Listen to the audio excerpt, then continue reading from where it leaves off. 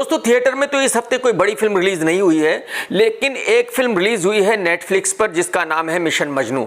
और इस फिल्म में काम किया है सिद्धार्थ मल्होत्रा और साउथ की एक्ट्रेस रश्मिका ने। तो आज मैं इसी फिल्म का रिव्यू करूंगा, लेकिन अगर आपने अब तक चैनल सब्सक्राइब नहीं किया तो कर लो, घंटी नहीं दबाई तो जरूर दबा दो। घंटी नहीं दबाओगे तो आपको नहीं पता चलेगा कि नया वीडियो मैंने कब डाला है। इस फिल्म के जो मेकर्स हैं उन्होंने इस फिल्म को इस तरह से बनाया है कि ये एक रियल फिल्म है और इस फिल्म का प्रमोशन भी यही बताकर किया गया है कि ये एक सच्ची घटना पर आधारित फिल्म है, जबकि हकीकत ये है कि इस फिल्म का हकीकत से कोई लेना देना नहीं है। सच्ची घटनाओं से दूर दूर तक का इस फिल्म का कोई वास्ता मतलब नहीं है। फिल्म की कहानी शुरू होती है उस वक्त में जब इंदिरा गांधी जी हिंदुस्तान की पीएम थी।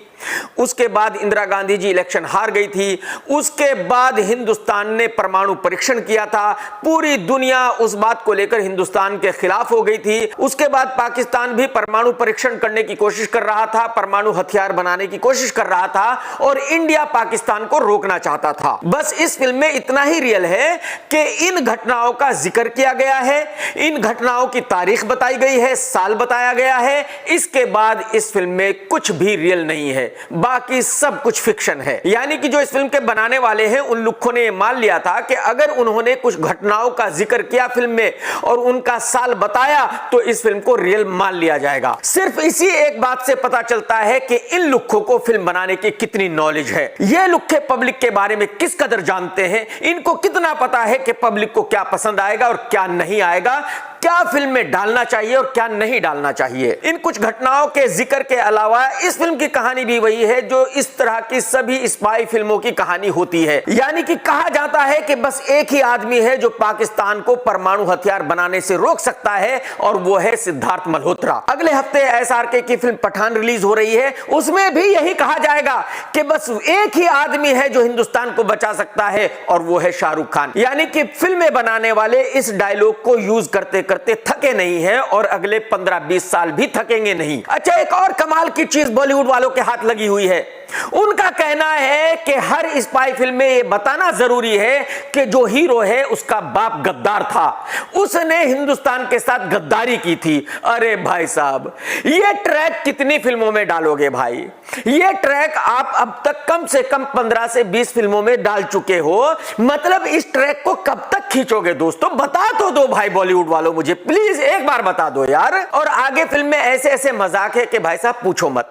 इस फिल्म की हीरोइन रश्मिका भी अंधी है, ठीक उसी तरह जैसे कि आमिर खान की फिल्म फना में काजोल अंधी थी। मैं इस फिल्म के राइटर्स और डायरेक्टर से पूछना चाहता हूं कि भाई साहब अगर हीरोइन अंधी ना होती तो फिल्म को क्या फर्क पड़ जाता? मतलब आप हीरोइन को अंधी बनाकर क्या साबित करना चाहते थे, सिवाय इसके कि आपको कॉपी करनी थी कि यार फना में काजोल अंधी थी तो हम भी अपनी हीरोइन को अंधी ही बनाएंगे। मैं ऐसा मानता हूं कि अगर इस फिल्म में हीरोइन अंधी ना होती, वो देख रही होती, तो इस फिल्म को बनाने के लिए ज्यादा मसाला मिल सकता था। हीरोइन के पॉइंट ऑफ व्यू से बहुत सारी चीजें कही जा सकती थी, लेकिन ऐसा नहीं किया गया। आगे इस फिल्म में ऐसे ऐसे दृश्यों की भरमार है भाई साहब कि उनको देखते हुए आप अपने घर पर बैठकर भी अपने आप को थप्पड़ मारना चाहेंगे, अपने बाल नोचने लगेंगे। आपको समझ नहीं आएगा कि आप इस फिल्म को देख रहे हो तो क्यों देख रहे हो। दिखाया गया है कि पूरे पाकिस्तान में हिंदुस्तान के रॉ के एजेंटों का जाल बिछा हुआ भाई साहब, एक दो नहीं सैकड़ों के हिसाब से है और सब मौज मस्ती से रह रहे हैं। हिंदुस्तान की रॉ एजेंसी के एजेंट वहां पान खाते खाते ऐसे ही पहुंच गए हैं और जिसकी मर्जी जहां आई वहां रहने लगा है। कोई रमन भाई वहां जाकर बहुत बड़ा मौलाना बन गया है, किसी ने चाय की दुकान खोल ली है, किसी ने दर्जी की दुकान खोल ली है और सबके पास AK-56 हथगोले सब कुछ है। जो पाकिस्तान की खुफिया एजेंसियों के ऑफिसर्स हैं वो सब सो रहे हैं, उनको कुछ पता नहीं है, जबकि पूरे पाकिस्तान पर रॉ का कब्जा हो चुका है। बहुत सारे लोग कहते हैं कि बॉलीवुड में तो राइटर्स को पैसे नहीं मिलते हैं। मुझे आप बताइए कि ऐसी कहानी लिखने वाले राइटर्स को पैसे कैसे मिल सकते हैं? हकीकत यह है, सच्चाई यह है कि ऐसी कहानी लिखने वाले राइटर्स को सिर्फ जूते चप्पल लात मुंह के मिलने चाहिए, इसके अलावा कुछ भी नहीं मिलना चाहिए। इस कहानी के राइटर है असीम अरोरा, परवेज और सुमित। ये तीनों ही राइटर्स 6 महीने की काला पानी की सजा पाने के पूरे पूरे हकदार है इस कहानी को लिखने के लिए। और मैं ये बात कोई मजाक में नहीं कह रहा हूं, मैं बहुत ही सीरियसली इस बात को कह रहा हूं। मैं बहुत ही गुस्से में हूं कि ये राइटर्स ऐसी घटिया कहानी कैसे लिख सकते हैं।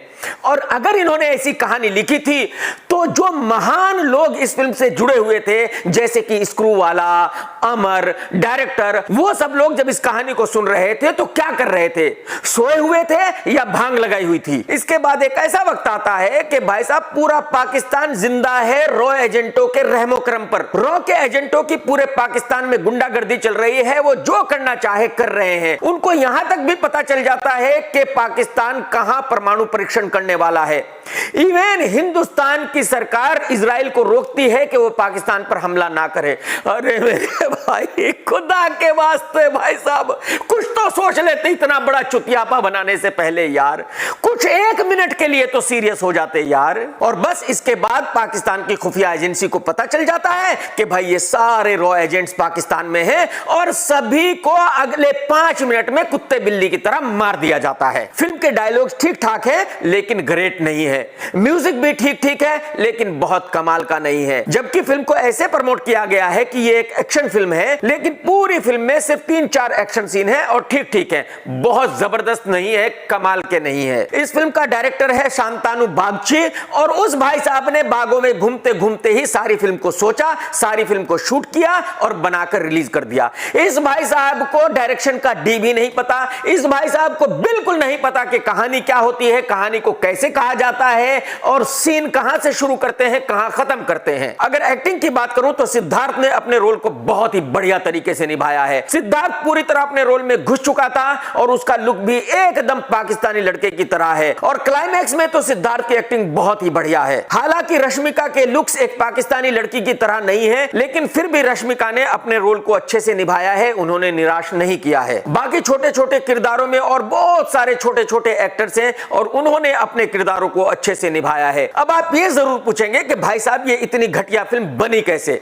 एक्चुअली एक लड़का है जिसका नाम है अमर, वो फॉक्स में काम किया करता था और फॉक्स को ताला लगाकर वहां से निकला था। ये बॉलीवुड वालों की फितरत है, उनको ऐसा लगता है कि जितने लोग भी कॉर्पोरेट हाउसेस को ताला लगाकर निकले हैं उनको फिल्मों के बारे में बहुत पता है, वो भले ही तनुज गर्ग हो, वो अमर हो, वो विक्रम मल्होत्रा हो और या वो रॉनी स्क्रू वाला हो जो यूटीवी को स्क्रू करके बाहर निकला है। तो अमर भाई सिद्धार्थ मल्होत्रा के पास गए डायरेक्टर को लेकर, उनको कहा कि भाई साहब एक कहानी सुन लो, मैं कमाल की कहानी लाया हूं आपके लिए।